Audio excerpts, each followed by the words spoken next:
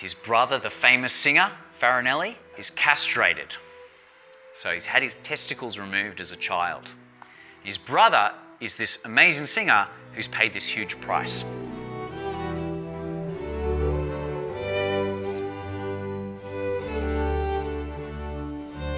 So for many, many years, I've been writing a show. The name is The Sacrifice of Farinelli. The main storyline is about Riccardo Broschi, the famous composer, brother of Farinelli. And this story kind of focuses on his search for his brother after Carlo Farinelli goes into exile.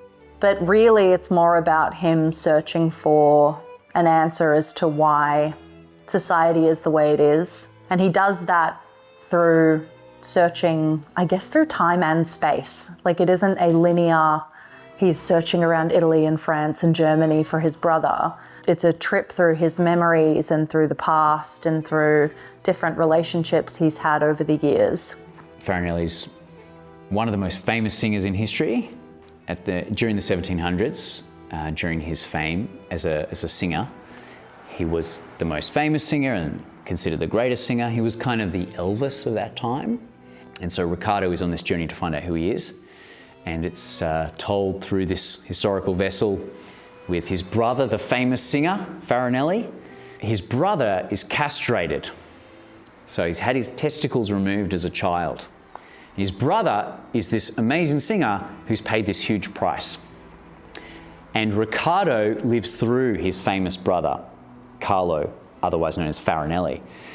And so Riccardo is living in the shadow of Farinelli, but also worshipping and enjoying the heights that his brother can get him to in the glory of music that Farinelli can access.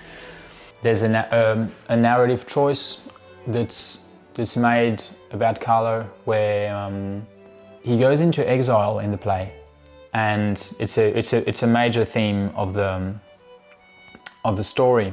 And this doesn't exactly happen in real life. In history, he leaves to the court of Spain to sing for the king.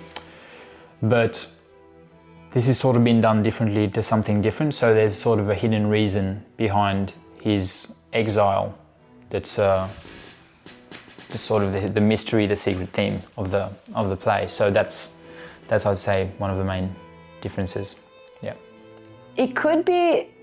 It's like a hybrid between an opera play and a theatre play, because the element of music is so present, but it's also a story, so it's not the main thing about the show. It's like they're just constantly mixing, and it's just like a really immersive experience. And I think Stuart's project is to involve the audience as much as possible. Into the classical music, I'm building in electronic music, modern music, so that I'm making a connection to now, so that the audience goes, this is a piece set in the 1700s, but it's very relevant to now. It's a mirror to our lives now.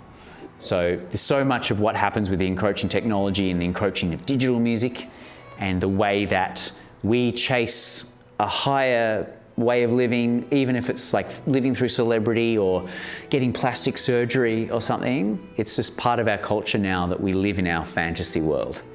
And what is the price that we pay for that? So hopefully people relate to that kind of thing.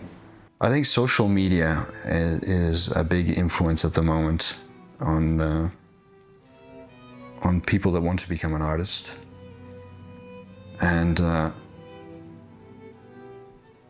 it doesn't allow you to fully express yourself independently. I think an artist should be free to be themselves because you are unique. And we tend to sacrifice that uniqueness because we want to match someone else's because they're successful. Each character is finding out who they are, trying to find their inner voice. Like Riccardo struggling with his identity as a composer and always coming second to his brother and always being a shadow of his brother. But at the same time, Carlo is like the ghost of himself, because he's a person, but everyone around him sees him as like a show and not really as a person. So, but he's still a person underneath. I think this show is so special and so beautiful, and it's such an incredible story. And I think it's also a really important story, as, you know, this isn't 1700s Italy, but the themes around patriarchy and the themes around certain systemic oppression is still very relevant now. And I think what Stu's done with the character of Teresa and bringing her in as that kind of feminine guide and other side of that coin, as I mentioned before, is deeply transferable to our time now. And that's so common, that we all suffer the same way. And Riccardo, the protagonist, he's a drama guy. He's so dramatic and romantic, and he thinks he suffers in a special way. But obviously, throughout the course of the play, we realize that his suffering's our suffering. It's the same story. And hopefully he finds his way, and that's the question that the play solves, is can Riccardo heal? Can we heal? Can we find who we really are?